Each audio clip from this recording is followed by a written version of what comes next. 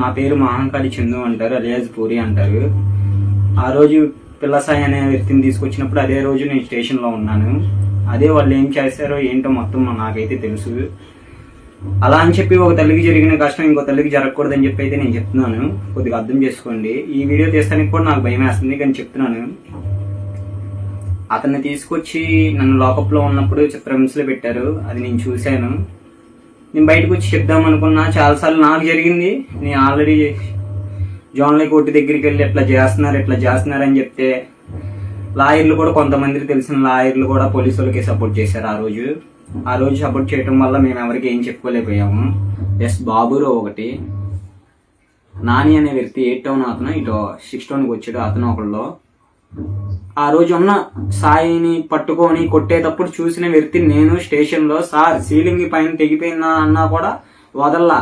ఆ రోజు నన్ను ఎందుకు పంపించారో స్టేషన్లో నుంచి నాకేం తెలియట్లా. నేను క్రిమినల్నే, నన్ను పట్టుకోవచ్చు, కానీ ఆ రోజు నన్ను ఉంచొచ్చు స్టేషన్లో. దేనికి ఉంచలా? అసలు ఏం చేద్దామని చెప్పి మిగతా ఉన్న వాళ్ళందరినీ పంపించేశారు. ఆ సాయి అనే అన్నతో పాటు ఉన్నోళ్ళు మాత్రం నోరు తెరిచి నిజం అనేది బయటకు చెప్పాల్సిందిగా కోరుతున్నాను. సాయికే జరిగింది, తర్వాత నీకు జరగదని ఏంటి? తప్పు చేయొచ్చు, తప్పు చేసామంటే కోర్టు ఉండిద్ది, కోర్టులో మేజిస్ట్రేట్ గారు ఉంటారు, వీళ్ళు ఉంటారు. మరీ అంత అన్యాయమైన తప్పు అయితే ఎవరు చేయలేదు. పిల్లల్ని మానబంధం చేసేవాళ్ళని, మటర్లు చేసేవాళ్ళని, అమ్మాయిని ఎత్తుకెళ్లే వాళ్ళని వాళ్ళని శిక్షించొచ్చుగా. మన రాజకీయం రాసిన ప్రకారంగా, మన రాజకీయం రాసినట్టు మనకి చంపాలని రూల్ లేదు. రూల్ నువ్వెందుకు తీసుకొచ్చావు, నువ్వెందుకు పెట్టావు అని అడుగుతున్నాం మేము. దానికి చెప్పాలి ఆన్సర్. చెప్పకపోతే అండి ఏదో చేస్తారు. ఇయే కాదండి, సిఐ గారు చాలా చేశారు, చాలా వరకు బయటికి రాలా. ఇది కనుక న్యాయం జరగలేదనుకో, ఎక్కడ దాకాలలో అక్కడ దాకా వెళ్తాం. ఒక చావుతో ఆగేది అయితే కాదు ఇది. ఆ రోజు నేను ఉన్నా కాబట్టి, ఆ రోజు నేను ఆ పక్కన ఉన్నా కాబట్టి ఈ రోజు వీడియో తీసి చెప్తున్నాను. ఈ వీడియో తీసినంత మాత్రాన వాళ్ళు నన్ను ఏదో చేస్తారని ఇదేం కాదు. ఎవరన్నా చనిపోవలసిన వాళ్ళమే మనుషులు అన్నాక, ఎవరు భూమి మీద శాశ్వతంగా బతకం. కానీ తప్పులు చేస్తా ఉన్నా కూడా ఈ అధికారం పట్టించుకోవట్లేదు. ఈ అధికారం ఏమైపోయింది, అధికారం ఏంటి, యూత్ ఏంటి? అదే ఓట్లు వేసేటప్పుడు అమ్మ ఏం చెప్పి అడుగుతారు, ఓట్లు వేసిన తర్వాత గెలిచిన తర్వాత ఇంకోలాగా చేస్తున్నారు. అది మనకి మనలో ఉండిద్ది. మనం ఓటు వేసేటప్పుడు అది మనలో ఉండాలి. బాబురావు వింటున్నావా? బాబురావు మనిషి నీకే చెప్తున్నా, మనిషిని నరకంగా కొడుతున్నావు నువ్వైతే. నా దగ్గర వీడియోలు కూడా ఉన్నాయి. మీరు ఎవరైతే కొడుతున్నారో మమ్మల్ని, మాకు అన్ని హాస్పిటల్లో రిపోర్ట్లు, వీడియోలు అన్ని ట్రై చేసి 3rd డిగ్రీ అంటున్నారు కదమ్మా, అన్ని మాకు తెలుసు. అన్ని మాకు తెలిసి అంత అన్యాయం అయితే, తప్పులైతే ఎవడు చేయడమ్మా. చాలా తప్పులు చేసే వాళ్ళు ఉన్నారు, వాళ్ళని పట్టుకోమనొచ్చుగా. మహంకాళి చందు ఇన్స్టాగ్రామ్ వీడియో ఇది. సాయికృష్ణ కేసులో వివరాలు వెల్లడించాడు చందు. తాను అక్కడ ఉన్నాను, ఆ టైంలోనే లాకప్లో సాయికృష్ణని చిత్రహింసలు పెట్టారు అని చెప్తున్నాడు మహంకాళి చందు. పోలీసులు కొట్టినట్టు చెప్తూ ఇన్స్టాగ్రామ్లో వీడియో పెట్టాడు. లాకప్లో దారుణంగా కొట్టారు, చిత్రహింసలు పెట్టారు, అదంతా తాను కళ్ళారా చూశాను అంటున్నాడు చందు. ఆ రోజు సాయితో పాటు తీసుకొచ్చిన వాళ్ళందరినీ పంపించేశారని కూడా చెప్తున్నాడు. మిగతా వారిని ఎందుకు పంపించారు, ఏం చేద్దామని పంపించేశారు అని ప్రశ్నిస్తున్నాడు చందు. మా కరెస్పాండెంట్ సతీష్ లైవ్ లో జాయిన్ అవుతున్నారు, పూర్తి డీటెయిల్స్ అందిస్తారు. సతీష్ చెప్పండి, మహంకాళి చందు, బాబురావు అనే ఇంకొక వ్యక్తి పేరు కూడా ఆయన ప్రస్తావించడం చూస్తున్నాం. అలాగే మరో వీడియో కూడా బయటకు వచ్చింది సతీష్. ఆయన ఏకంగా సిఐ దాష్టికం తట్టుకోలేక మందు తాగి చనిపోయిన సెల్ఫీ వీడియో కూడా మనం చూసాం. మొత్తం వేళ్లన్నీ కూడా పోలీసుల వైపే చూపిస్తున్న పరిస్థితి సాయికృష్ణ విషయంలో.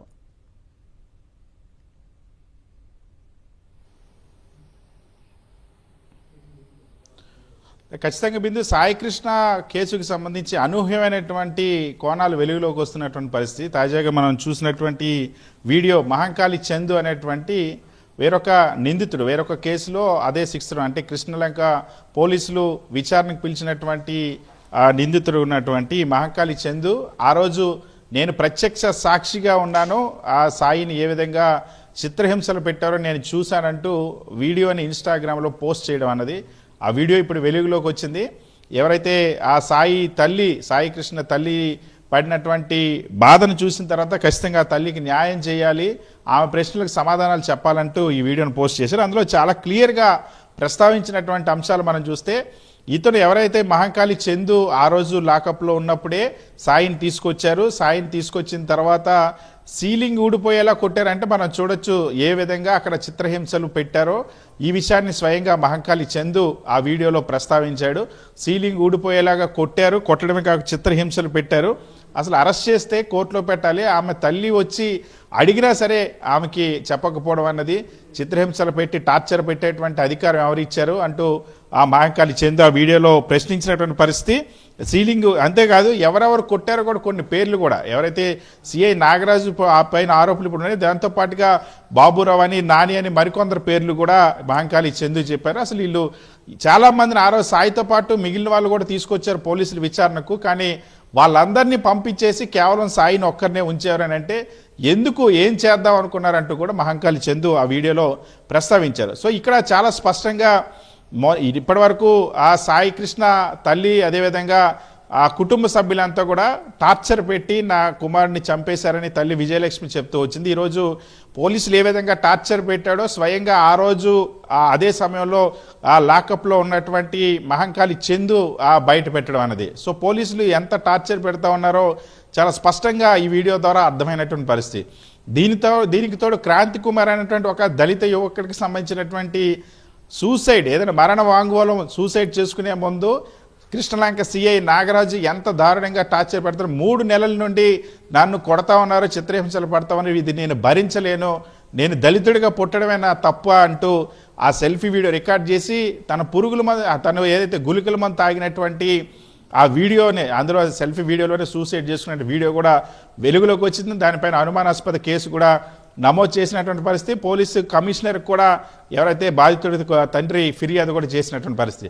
సో వరుసగా ఇవన్నీ కూడా ఒకే నెలలో ఒకే పోలీస్ స్టేషన్ లో జరగడం అనేది అసలు క్రైమ్ స్టోరీలోనే అది అనేక ట్విస్టులు ఉంటాయి అంటాం. అది అతని ట్రాక్ రికార్డ్ అర్థమవుతుంది సిఐ. దాంతోపాటు అసలు ఎవరి సపోర్ట్ లేకుండానే కేవలం ఒక సిఐ స్థాయి వ్యక్తి ఇలాంటి ఇంత టార్చర్ పెట్టగలదా, ఇంతమందిని లాకప్ లో వేసి 3rd డిగ్రీ ప్రయోగించడం లాంటివి చేయడం సాధ్యం అవుతుందా అనే ప్రశ్న కూడా వస్తుంది.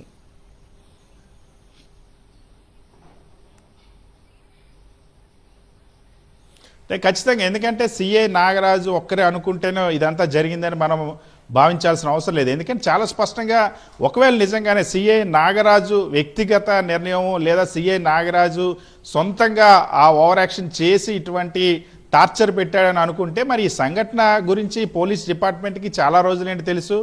ఈరోజు 39వ రోజు సాయికృష్ణని పోలీసులు తీసుకొచ్చిన తర్వాత, ఆ తర్వాత చనిపోయిన తర్వాత ఎప్పుడు చనిపోయాడో లేకపోతే బతుకున్నాడో లేదా అతన్ని ఇంకా తిరిగి తీసుకొస్తామంటారో, కుటుంబ సభ్యులకేమో ఆమె తల్లికే స్వయంగా సిఐ నేను చచ్చిపోయాడు అనుకో అని చెప్పేసి నాగరాజు చెప్పినటువంటి అంశాన్ని స్వయంగా ఆమె తల్లి బయట పెట్టినటువంటి విషయం. సో ఇంత సంచలనంగా మారిన తర్వాత కూడా విజయవాడ పోలీస్ కమిషనర్ ఒక్క విషయాన్ని కూడా ఈ కేసుకు సంబంధించి మాట్లాడట్లేదు, అసలు ఏం జరిగిందో చెప్పట్లేదు, కనీసం అసలు సాయికృష్ణ పోలీసులు తీసుకొచ్చారో లేదో కూడా చెప్పట్లేదు. ఒకవేళ పోలీసులు తీసుకురాకపోతే సాయికృష్ణ కేసులో ఎలాంటి దర్యాప్తు చేస్తున్నారో కూడా చెప్పినటువంటి పరిస్థితి. సో ఇక్కడే చాలా స్పష్టంగా ఇది కేవలం నాగరాజుతో మాత్రమే ఆగిపోలేదు, కేవలం సిఐ నాగరాజు ఒక్కడ మాత్రమే పాత్రధారుకో, దీని వెనక సూత్రధారులు, పాత్రధారులు అనేక మంది ఉన్నారన్న విషయం స్పష్టమవుతుంది. ఎందుకంటే అక్కడ జరిగినటువంటి పరిణామాల గురించి తెలిసిన ప్రతి ఒక్కరికి కూడా దీని వెనక ఉన్నటువంటి రాజకీయ నాయకుల గురించి తెలుసు, దీని వెనక ఉన్నటువంటి ఇంకా ఉన్నత స్థాయి వ్యక్తుల గురించి కూడా తెలుసు. ఇప్పుడు